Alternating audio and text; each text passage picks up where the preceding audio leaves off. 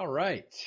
Welcome, everybody, to The Future of Marketing is Conversational, using Pardot and conversational marketing to engage with buyers in real time. My name is Sean Whiteley. I'm one of the founders of Qualified. I'm here in just south of San Francisco, where it's a little overcast today.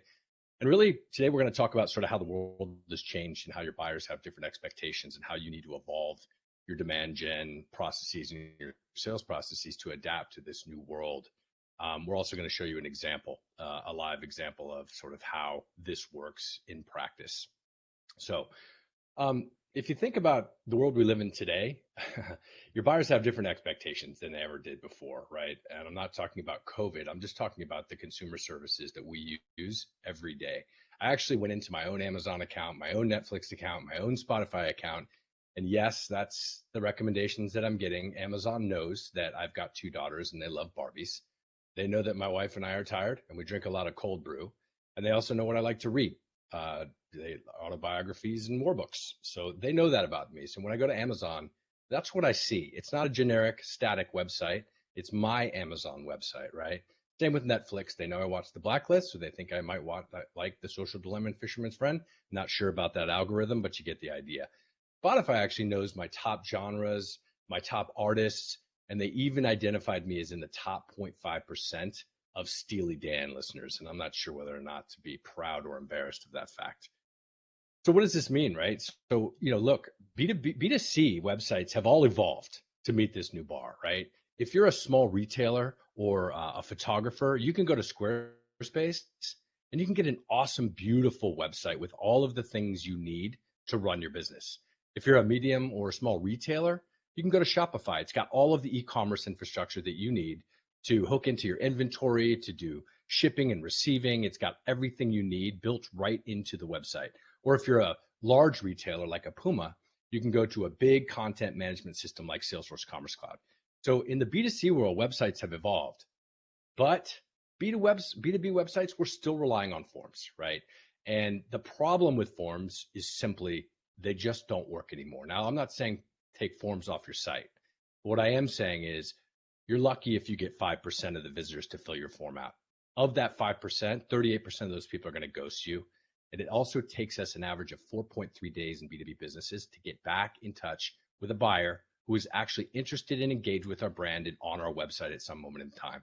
And it's not really the form that's the problem, right? It's the process behind the form. We've all been trained that when you fill out a form, you get a thank you page, maybe a CTA, but you're going to get a call or an email later when you've moved on to other things, right? So marketing program is wasted because you're spending all this time and money spending targeted traffic to your website.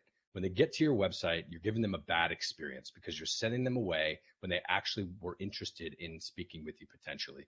And then lastly, you engage in what we call the asynchronous dance of missed opportunities, missed phone calls, missed connections, right? Adam Blitzer, one of the godfathers of marketing, he calls this the last mile problem. Companies spend time and money getting prospects to their site, but they struggle to get them across the finish line into a sales cycle. And so conversational has really emerged as the new standard, right? Think about all the websites you go to. There's always some sort of a conversational infrastructure, whether it's for support or sales or marketing or product help. There's always some kind of a conversational interface. And the reason being is that, first of all, it's fast. You can get answers to the questions you have. You can get connected to the people inside of a company that you need to, and you can put lots of logic into these kind of conversational interfaces. They're personalized, right? These conversational interfaces, which we'll talk a little bit about, they're connected into the data in your company, right? So you know when it's Nike, you know when it's an existing customer, you know when it's a prospect, you know when they have a good lead score, you know when they have a good lead grade. Conversational works all the time, 24/7. So there's a lot of automation. And one of the sort of, the thing that we talk about is your website is a selling platform. It's not just a place to post your content. It's a place where you should be selling to your customers. So when you have a qualified prospect on your website, they're engaged with your content, you can start to have conversations with them. And it's a really great place to sell because you know what? It's got all of your content right there.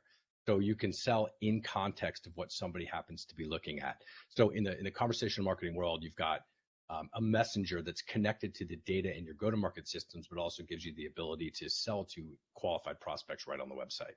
And this is the number one question I always get from people. how am I supposed to talk to everyone? How do I scale this? I don't have that big of a team. Well, it's not about talking to everyone. It's about talking to some people, the qualified prospects. So this is a very data-driven approach where you're aligning as a business on what your key industries are. Who are your target accounts? What's your ICP, right? What people have you paid to get to your website? These are the people that you want to prioritize and talk to. So how does this work? Well, again, this is a very data-driven approach, right? So if you look into a company's systems landscape, you're going to see the usual suspects. Pardot, of course, we're here at the Pardashian conference here, ParDreamin. So I know you all are Pardashians. Account-based marketing systems, right? You're seeing this more and more where companies are fishing with a spear and not with a net. CRM, obviously, Salesforce, the heart of your sales process. It's your system of record, but sometimes your system of action might be a sales engagement tool, like an Outreach, a SalesLoft, or Ring DNA, and then third-party data enrichment services, right? And the way that this works is you can start to identify qualified segments based on fit and intent, and that's kind of what I'm going to show you in this product demonstration, where you can start to qualify people based on the rules that you work around in your go-to-market. So you want to talk to companies over $1 billion in revenue, or maybe it's company size, or maybe it's geo, or some combination of these. You can also get into firmographic data, technographic data, intent data. All of this information, you've got it. So why not use it in real time, right? And then once you do this, you can start to prioritize your most important accounts. We think that Salesforce is the heart of this. It's where your process lives. It's where your people live. And you can always tell. We like to say that we like to make your website Salesforce aware. So when someone comes to your site, are they a customer or not? If they're a customer, what kind of customer are they? If they're a prospect, what kind of prospect are they? Who needs to know? Which is why you start to get into notifications and alert for account alignment, right? When one of your ABM accounts or your target accounts or your diamond accounts, whatever you're talking, however you're segmenting, is on the site, it's not just about making sure they have a good experience and they can talk to someone on their team. It's also about letting the account executive know that something happened. So maybe they want to actually prioritize them in their day-to-day to reach out and see if they need something. This is a kind of a core component. We believe that conversational interfaces really need to be connected to your CRM system, right? So Salesforce connectivity is paramount because that's where a lot of times your routing rules live. That's where your account ownership lives. So Sarah, as the inside sales rep here, may be responsible for fielding the conversation, but actually Anthony cares because he's the account executive, and at the end of the day, he is the owner of this account. So it's really important that you've got something that's very integrated into your existing process. And lastly, measure everything. Conversational is not something that you snap it in place and it starts to work. You have to tune it, you have to train it, and you have to invest time and calories into it. And you want to calibrate. You want to always be calibrating in terms of, are people getting the right signals? Do you have the right cadence? Do you have the right experiences? Are you having the right conversations with the right people? And of course, you want to report on this in the context of what's important to you, which is pipeline and revenue, which is why we like to build out all of our reporting and analytics inside of Salesforce. So at this point, I'm going to move over and I'm going to show you kind of what this looks like. And then hopefully we'll have some time for some Q&A. Okay. So I'm going to set this up, okay? And I actually competed in the demo jam this morning. It was super fun. We got to see some awesome demos from people. We had 3 whole minutes before you got the gong, which I did get. But I gave a quick demonstration. It was called Speed to Lead, and I thought I would actually set this up in the same way. So here's the situation, okay? You're doing an ABM campaign targeting companies over $1 billion in the healthcare industry. WebEx is going after Zoom customers. This is Operation Zoom Swap. And what WebEx has done is they've aligned around 1,200 of accounts that they want to go after. And they're building this big campaign around this, right? They're calling these diamond accounts. These are companies over $1 billion in annual revenue. They've identified who their decision maker is. This is Steve Gallagher. He's the CIO of Stanford University. He's the economic and the technical decision maker. This is who we want to get to, or someone on his team. So what are we going to do? We're going to run a pretty big transition to telehealth campaign. We're going to run Pardot email campaigns. We're going to buy LinkedIn's graph. We're going to do some retargeting. We're going to do some ABM targeted ads. We're going to do a sales outbound motion where we're going to spiff our BDRs on doing some good outbound and some outbound prospecting. We're going to do some ABM gifting as well because these are pretty big strategic deals for us, and we're gonna personalize this entire experience. We're also gonna pay Google. Why? Because we always pay Google. And at the end of the day, really what we're trying to do is we're trying to drive all of this traffic to our website. Our website is our digital front door. And in the COVID era, when everything is digital and everything is remote, all of your CTAs are going to landing pages and web properties on your website, which is great because that's where we want you. And from there, we're going to engage with them using qualified. So let's take a look at what this looks like. So here we are in sort of your sales console, right? And this is where you are going to wait for all of these visitors you're driving to your site. Qualified will automatically read who's on your site in real time. So you can see here, of the people who are on your site, you know varying degrees of information, right? Sometimes you know that it's Margaret Ramos from Switch. Sometimes you know that, it's somebody from some geography from Broomfield. And then sometimes we know nothing at all. So we kind of categorize people into those three buckets. We know nothing, we know something, we know a lot. And so let's talk about how we might handle these. So in scenario number one, we talked about some of these campaign tactics we're running. I'm going to simulate a visitor who happens to be Steve. Steve finally took an action to come to our website. We're following him around the web. We're sending him emails. We're in campaigns. We're sending him gifts. We really want to talk to Steve. So in the event Steve comes to our website, do we want to give him a form and get back to him later? Definitely not, right? So when Steve comes to the website, hopefully you can kind of hear some of these alerts that happen. But Steve's going to get an experience that looks a little bit like this, where when he comes to the WebEx for Healthcare website. Steve Gallagher from Stanford University is on the WebEx for Healthcare page. Now you can see Steve gets a message that personalized to him. And we know this based on a few things. He could have clicked through a Pardot email. He could have clicked through an outbound email. In these situations, we know that it's Steve, and we can give him kind of a personalized magic door on the website.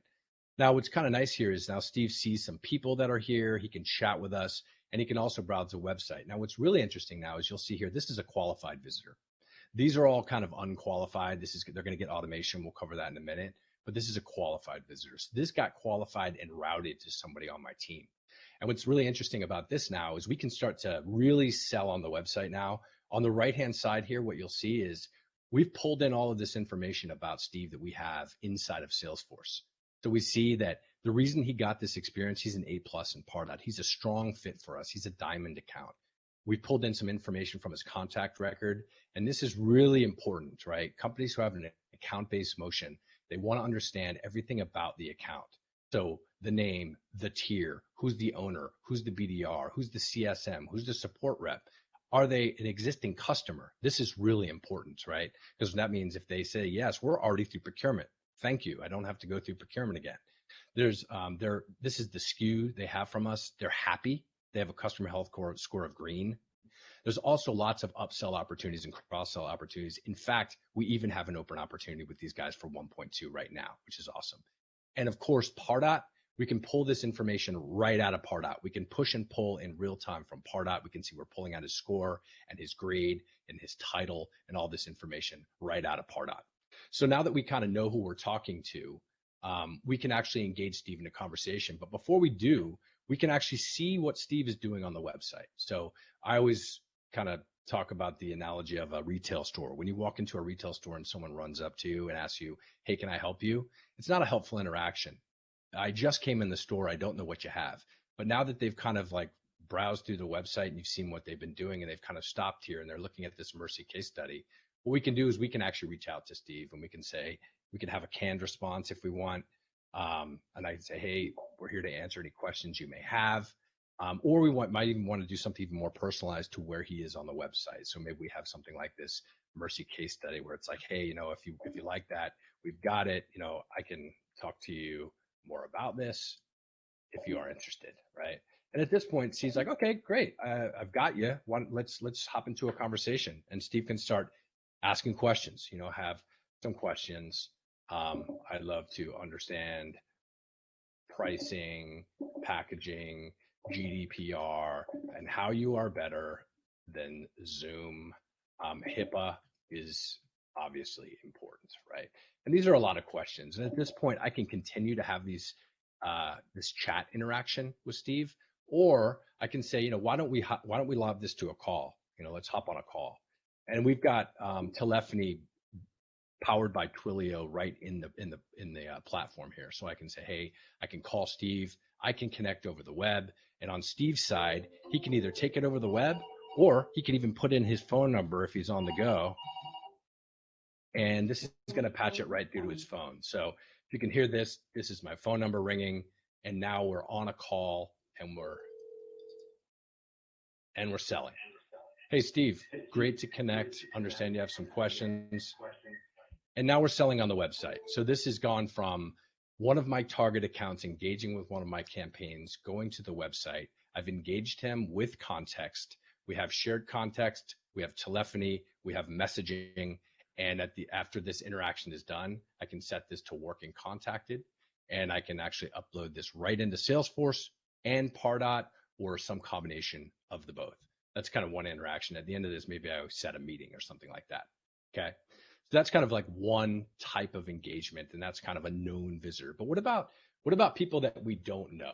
So, again, when you look at this, these people that are on your website, some of these people are qualified and some of them are not. So let's take an unqualified prospect. So somebody comes to a Google search and they just look for WebEx webinar. Now, when they're on here, they can click through here. Again, you're anonymous. I'm in an incognito window. I don't really want to talk to anyone at this point yet, and you certainly don't want to spend time with me. So we can actually give you some options here. So if I want product information or pricing information or general questions, we're not trying to recreate the nav of your website. We're just trying to give somebody the option of connecting with someone in your company, and we're trying to prioritize them, and we're using automation for this. So we can say, hey, you're looking for product information. We need a little bit of information. We're a multi-product company. We're global. We want to understand how to serve you best. So we ask for your email address. I'll put mine in there. And now what we're going to do is we're going to look in all your go-to-market systems and see if we have any information about Sean. Turns out we do. We can actually ask a couple more qualification questions. I'm interested in meetings or teams. And then maybe we ask you some questions. How big are you? Now, we may know this already, but if we don't, we can ask. If I'm under 1,000, maybe I actually book a meeting. If I'm between 1,000 and 10,000, maybe I route it to my mid-market team. If I'm over 100,000, obviously I'm going to jump right into it. But here, let's say we're between 10,000 and 100,000. Stanford's a big company. Now they're qualified. And on the other side of this, what you can see is now they got qualified, they got routed, and you can see the entire conversation. And we can, again, jump in and source this conversation. Came from Google, shared context.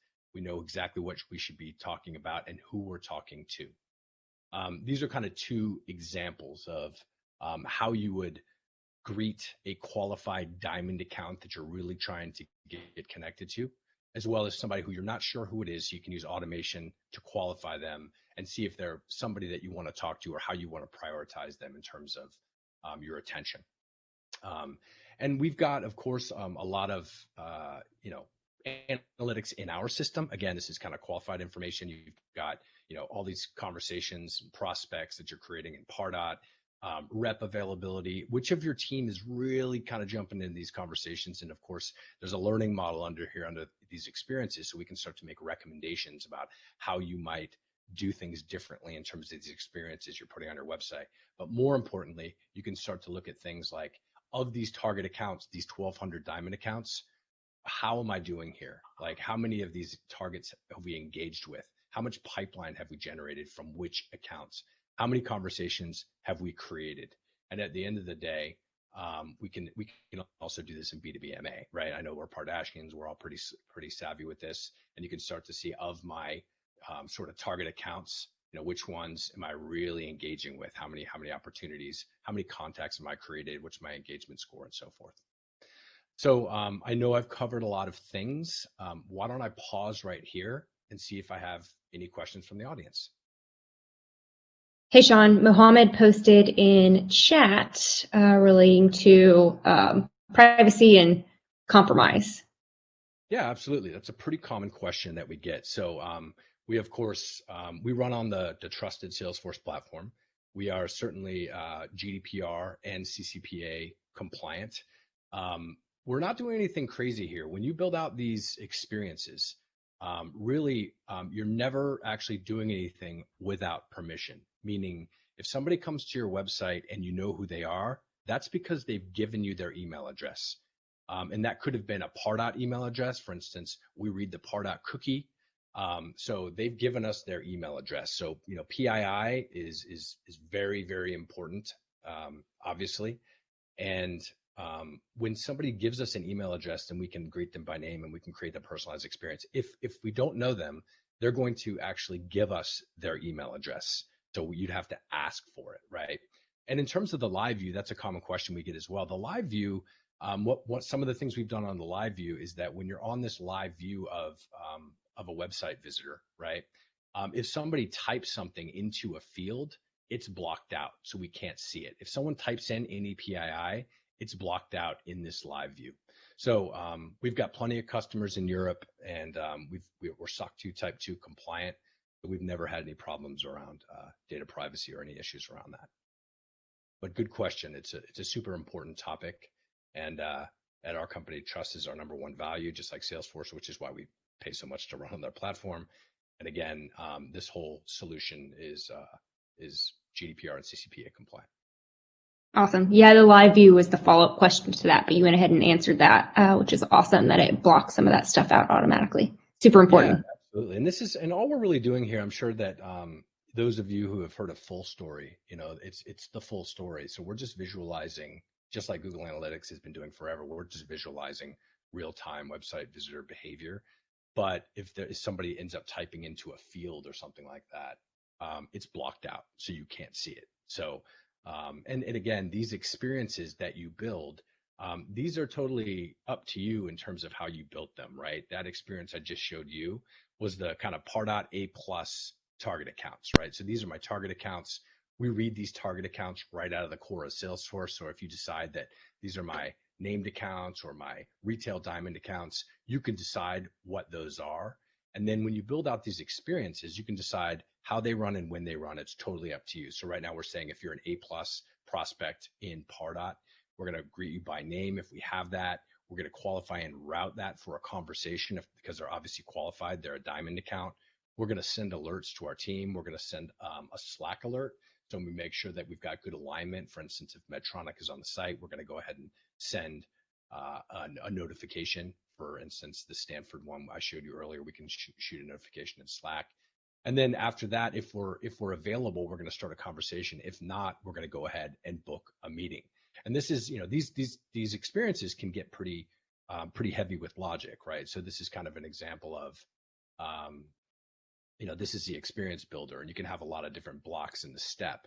And right here, we also give you a lot of ways to do this. If I wanted to create a lead in Salesforce or a prospect in Pardot, I can do that. And we also give you a bunch of logic to keep your data clean. So again, this solution is specifically designed for Salesforce and Pardot. So if you're using Salesforce and Pardot in your stack, this is a no-brainer solution for you because it's really designed to support the processes and the systems that you have set up in those systems in particular. And it's actually pretty interesting. You can start to do things like routing, right? Again, routing. What are your routing rules? You can set up routing based on geo, but you can also do things like just look in Salesforce and see who owns a record and automatically route it to them. And then you can have a fallback to something like round robin or first available.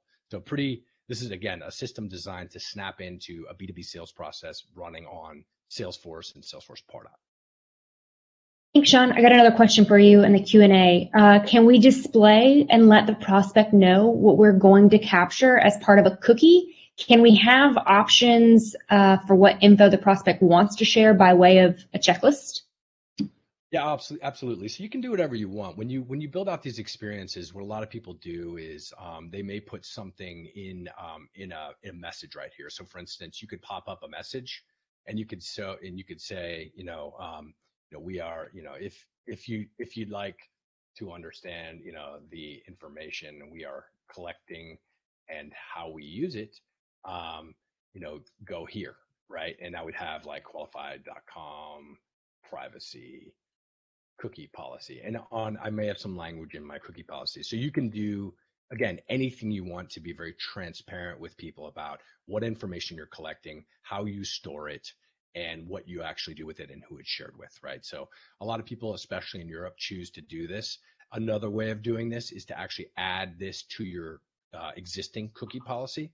So you can, again, refer someone there, and there's a section in there about sort of how you do this. So you kind of have a lot of options here in terms of how you might do this. Awesome. That's it for the questions, which is perfect because we're right at time. Awesome. Okay, and you know what? Per my instructions, I want to make sure that everyone knows that if I can find my presentation here. Sorry. Just going to show you guys where you're supposed to go, but I lost my PowerPoint presentation, so I'm sure you can figure out where to go next. But I really appreciate everyone joining us today, and if anyone has any questions, feel free to reach out to me at Sean@qualified.com, and enjoy the rest of the event and happy weekend.